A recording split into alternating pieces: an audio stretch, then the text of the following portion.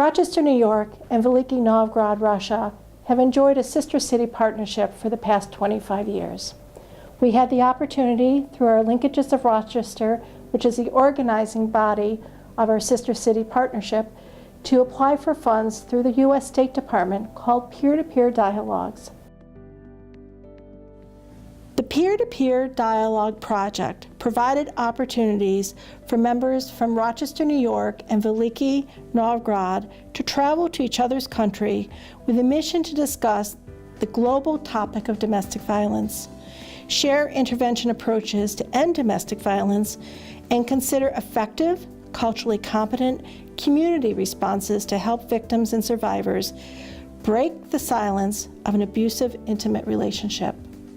We wanted to bring out of the shadows what is often hidden. The focus on the collaboration was based on the understanding that domestic violence is a public health concern. In fact, the World Health Organization has found that about a third of women globally are impacted by intimate partner violence. This is an issue that impacts all societies. Domestic violence is something that affects all ages. So it can impact children witnessing it in the home and understanding that that's what a relationship should be. It impacts all ages. We see it in high schools, in dating relationships. We see it on college campuses. We see it in adult relationships, and we also see it as people age and into their older years.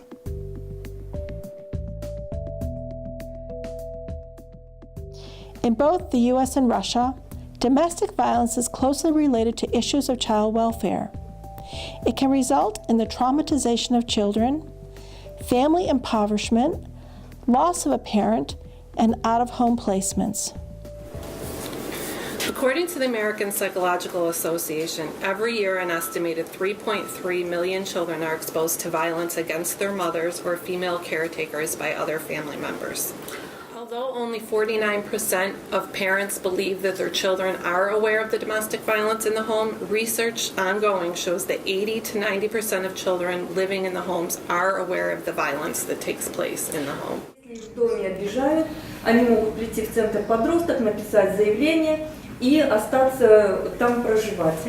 And after children turn 10 years of age or older, they can come personally to this shelter. If they are subjects to domestic violence, they can apply for shelter and stay at this place.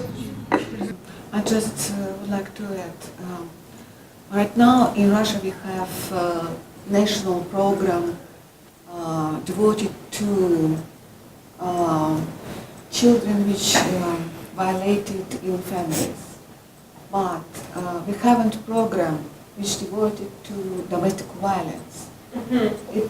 It's connected things, violence in the family, violence to children, but on national level we're just talking about violence to children. Why we don't talk about women and other victims in family? As a mother, I felt I needed to provide a safe haven for my family, be it my son or my daughter, because it happened with both.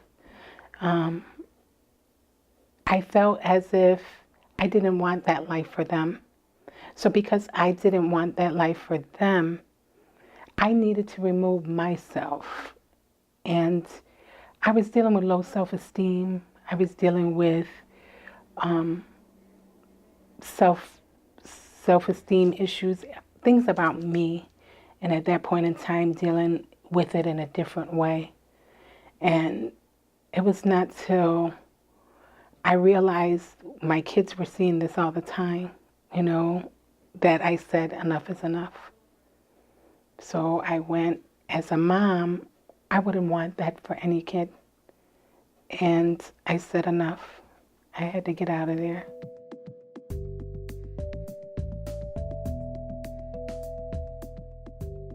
There's growing evidence understanding the role that trauma plays in the lives of children. children who experience neglect and abuse, as well as children who have observed and seen domestic violence in their family, experience forms of trauma.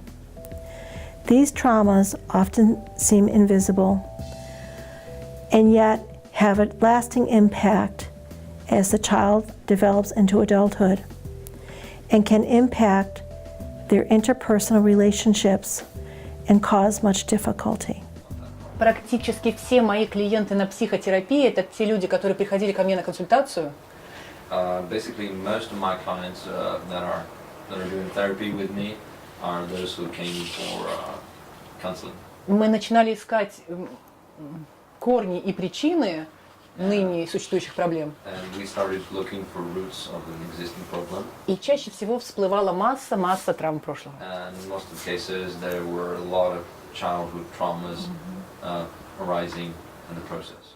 То есть жил человек изначальный, вот она это называет изначальный ребенок, красивый, естественный, жизнерадостный. Originally, there is a whole person like as she calls him, an original child.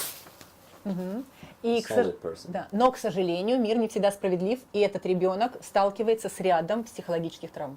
And unfortunately, because the world is not always just to everyone, this child faces psychological trauma. И если он не научен родителями вовремя работать с своими болезненными эмоциями, And if the child is not taught by his parents to work with those emotions, то происходит то, что называется морем боли. То есть каждая травма накапливает какое-то количество невыплаканных слез. Одна травма. And then we have something that is called the sea of pain, when all the emotional stress is collected. Вторая травма. And one trauma, another Еще, trauma, и еще, and и another еще. trauma. И рано или поздно у человека формируется так называемое море боли. And at some point we have something that is called the И sea море of pain, боли- which is formed around the person's personality. Очень важно понять, что море боли формируется только из непроработанных эмоций. То есть иногда оно начинает протекать.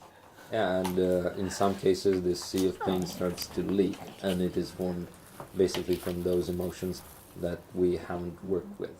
То есть если ребенку вовремя или человеку в любом возрасте вовремя помогли, он вовремя проговорил, проработал то состояние, которое было у него в психологической травме, то вот это непроработанные эмоции сюда не добавляются. So, and in case the person has been taught to work with those emotions, they do not add up to the sea of pain. New interventions have been developed to address the trauma that individuals experience. We've heard a lot of statistics today, and I want to just share one other statistic. The last National Intimate Partner Violence and Sexual Violence Survey in 2011 indicated about 23% of women nationally will be victimized by severe physical violence some point in their lifetime. So the question is, what do we do about it? We know it's a huge issue that's far-reaching, has incredible impacts on individual health, well-being. So the question is, what do we do?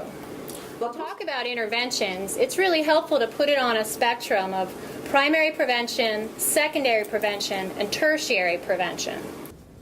So if you think about primary prevention, it's about prevention education with schools. We have some promising research in this area, mostly coming out of the University of New Hampshire. The bringing in the bystander is showing some promise on college campuses and having an impact on changing sort of gender stereotypes, becoming aware of rape culture, rape myths, and also sort of changing the culture about communication and intervening for someone who may be a victim.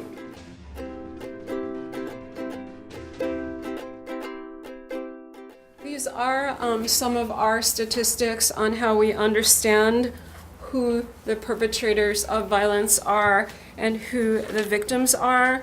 We have in America 2/3 of rapes are committed by someone who is known.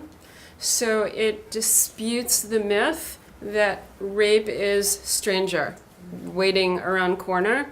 We know now that it's more common or more frequent someone we know, which we call acquaintance rape.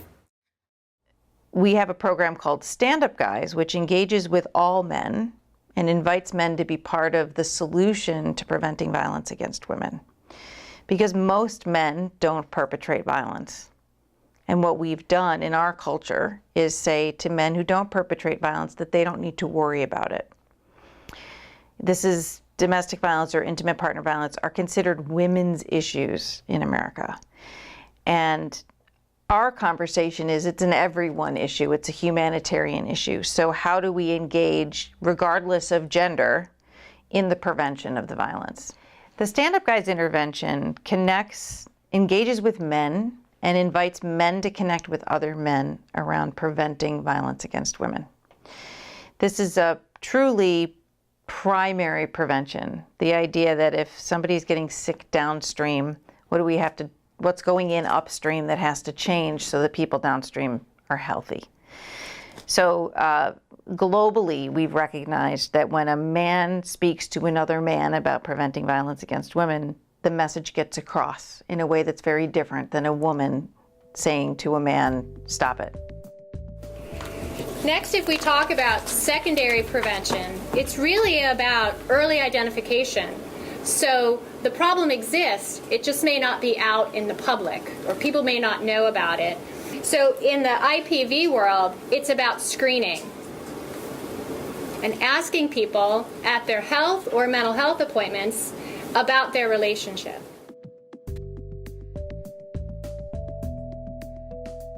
Tertiary prevention, which is really about the issue is present, how to reduce the implications and the side effects per se of the problem. In the intimate partner violence world, these are really our therapeutic interventions, our advocacy programs, our shelters, our court-based programs.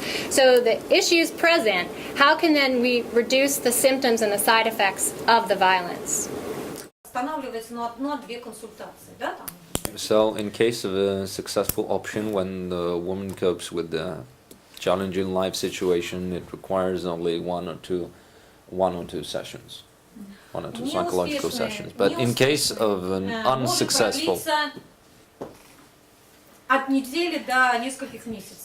in case of an unsuccessful scenario, the process of support and help may vary from several weeks to several months.